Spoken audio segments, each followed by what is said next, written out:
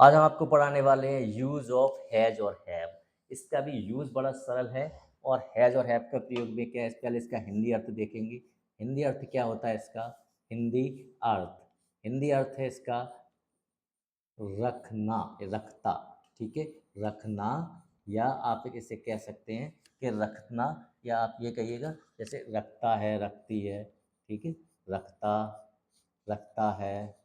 ठीक है, रखती है, रखते हैं, है इस तरीके से आता है। दूसरा क्या है कि या आप ये कह सकते हैं या पास है।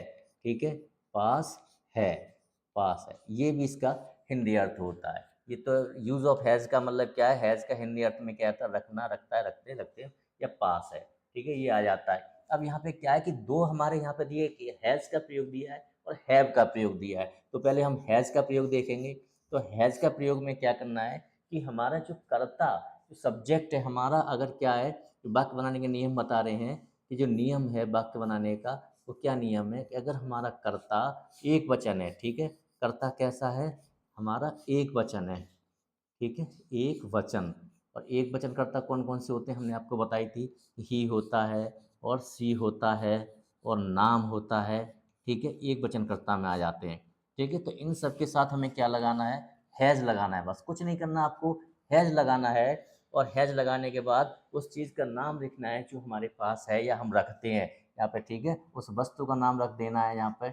वस्तु कहिए, नाउन कहिए। ठीक है, वस्तु कहिए या नाउन कहिए आप। ठीक है, उसका नाम रख देना है कि जो हमारे पास है। तो वहाँ पे क्या आ जाएगा? हमारा ये नियम वाक्य बन जाता है। आप उसको देखेंगे कैसे बनेगा। जैसे हमने एग्जाम्पल लिया कि वह एक कुर्सी रखता है। ठीक है, हमने क्या बनाया? वह एक कुर्सी रखता है। यहाँ पर हमने लिखा वह एक कुर्सी रखता है। तो यहाँ पे क्या आ जाएगा? ही आ जाएगा। और ही के साथ हमने क्या बताया था? हैज बताया था, है ना। तो ही हैज ए चेयर।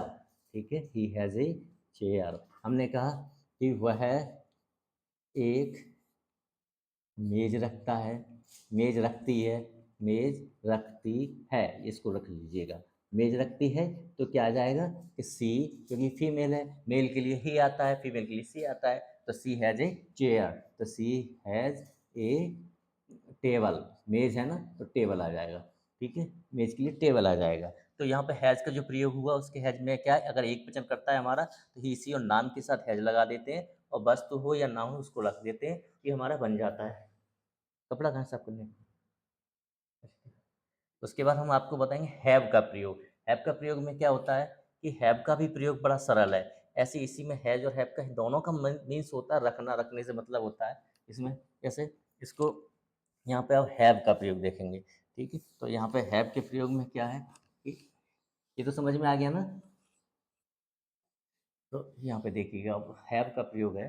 तो हैव के प्रयोग में क्या करना है कि यहाँ पे हैव, और हैव को बनाने का, वाक्य बनाने का क्या नियम है कि यहाँ पे भी आपका यही है कि यहाँ पे जो आपके कर्ता होते हैं, यहाँ पे कौन से कर्ता आ जाएंगे? बहुवचन कर्ता आ जाते हैं। उसमें आए थे एक वचन, इसमें आ जाते हैं बहुवचन। और बहुवचन कर्ता हमारे कौन कौन से होते हैं?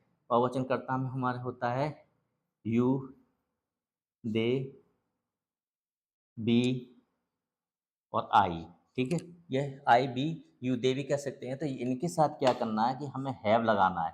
क्या लगाना है? इनके साथ हमें हैव लगाना है। और हैव लगाने के बाद फिर उसी की तरह से कर देना है वापस। वहाँ पे कोई आपका नाउन आ जाएगा, या कोई नाउन कहिएगा या कोई वस्तु कहिएगा। ठीक है, तो यहाँ पे ये आपका सेंटेंस बन जाता है। अब क्या सेंटेंस कैसे बनाएंगे इसको देखिएगा यहाँ पे। तो जैसे हमने लगाया कि मैं एक, ठीक है, जैसे मैं एक कलम रखता हूँ, मैं एक कलम रखता हूँ। यहाँ से बनाया मैं एक कलम रखता हूँ, तो क्या बन जाएगा? आई के साथ हमने क्या बताया था? हैव। तो आई हैव ए पेन।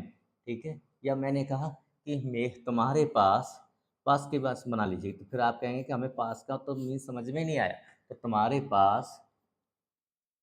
पास मेरी कॉपी है। ठीक है, सेंटेंस बोला कि तुम्हारे पास मेरी कॉपी है। तो यहाँ पे क्या आ जाएगा? तो यू आ जाएगा, और यू के साथ क्या आ जाएगा? हैव आ जाएगा। You have my copy.